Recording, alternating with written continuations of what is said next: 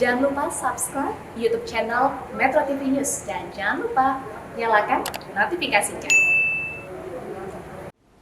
Terdapat peningkatan jumlah kematian sebesar 20% dibandingkan minggu sebelumnya.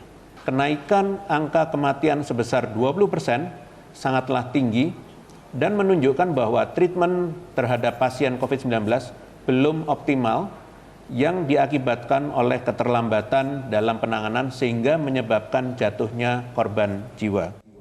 Pemirsa, haruskah Jakarta kembali menarik rem darurat pasca libur panjang akhir tahun ini? Telah terhubung melalui sambungan Zoom dengan anggota Satgas COVID-19 PBID Erlina Burhan dan epidemiolog Tri Yunis Miko Wahyono. Selamat malam Dr. Erlina dan juga Prof. Miko. Selamat malam. Iya, kita ke Dr. Erlina terlebih dahulu. Dr. Erlina, saat ini okupansi ruang rawat inap dan ruang ICU yang terpakai di Jakarta sudah hampir penuh. Demikian juga dengan tempat tidur untuk isolasi yang tersedia mencapai 85%. Apa imbas dari kondisi ini, Bu?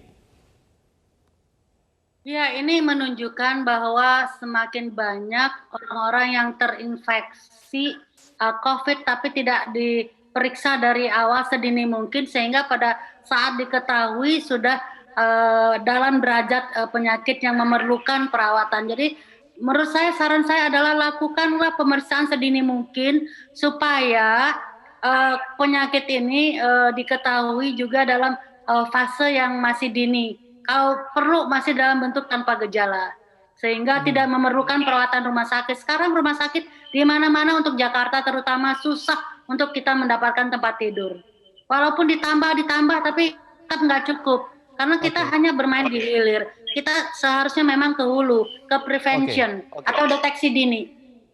Selain deteksi dini, kalau kita bicara hulu, apakah kemudian rem darurat perlu dilakukan oleh pemerintah, Bu Erlina?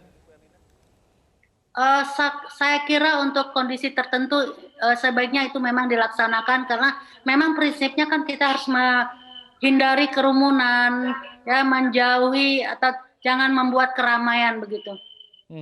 Oke. Bu Erlina, bagaimana sebetulnya kondisi ketersediaan tenaga medis khususnya di Jakarta saat ini mungkin sebagai gambaran?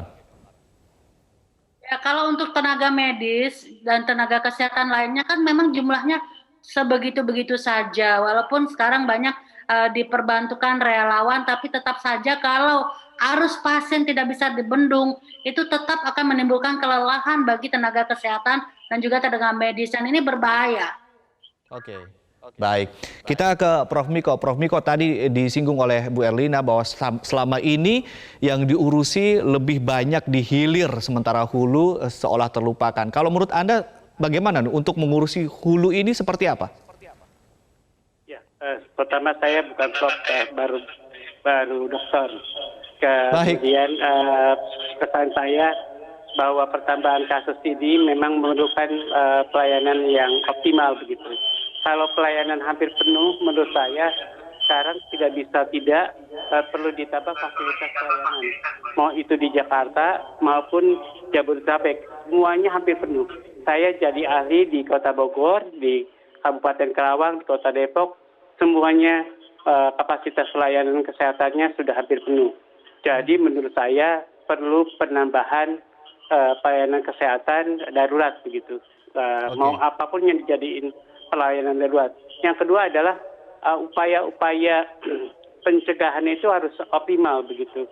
Dari tesnya harus optimal, kontak tracingnya harus optimal, kemudian karantinanya juga atau isolasinya harus optimal begitu. Dan satu lagi, PSBB-nya harus gak main-main. Jadi PSBB yang di Jakarta itu sampai tanggal 3 itu PSBB transisi. Menurut saya itu adalah PSBB yang tidak serius. Kalau dilakukan PSBB itu harus benar-benar dilakukan pembatasan sosial. Mari kita lihat jalanan. Jadi jalanan kalau bisa berkurang 50%. Transportasi umum juga kalau bisa berkurang 50%. Jadi benar-benar dilakukan pembatasan sosial yang beneran, tidak main-main begitu. Baik, pembatasan sosial yang beneran, yang kemudian total atau yang tadi 50%, Pak Miko? Ya, jadi kalau beneran harusnya itu total, ya harusnya kalau itu mematikan perekonomian, ya dipertimbangkan mulai dari 20% atau 30% maksimal tuh 50%. Jadi kalau bisa sih seminimal mungkin dilakukan aktivitas sosial sehingga aktivitas ekonomi tidak mati betul. Baik. Nah, untuk saat ini, Pak Miko, menghadapi kondisi seperti ini, efektifkah jika diberlakukan penerapan sanksi yang tegas terhadap pelanggaran protokol kesehatan? Jadi segala upaya menurut saya harus dilakukan. Pendekatan law enforcement harus dilakukan. Pendekatan penyuluhan kepada masyarakat harus dilakukan. Kemudian pendekatan apapun sebenarnya menurut saya harus dilakukan. Pemerintah harus besar-besaran melakukan pendekatan yang benar supaya komunitasnya benar-benar engage kepada pemerintah, dan kalau sudah engage itu bisa diatur seperti di Inggris, di Jerman, semuanya sudah engage. Kemudian di Jepang, di Korea itu semua masyarakatnya sudah engage, kemudian itu gampang diatur, mau di ulur atau di PSBB ringan lagi atau mau PSBB berat atau bahkan mereka lockdown begitu.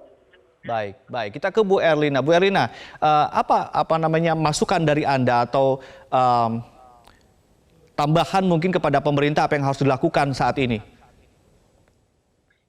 Ya, tidak bosan-bosannya saya sampaikan bahwa segala upaya di hulu untuk pencegahan ini harus dilaksanakan dengan konsisten. Ya, implementasinya harus kuat.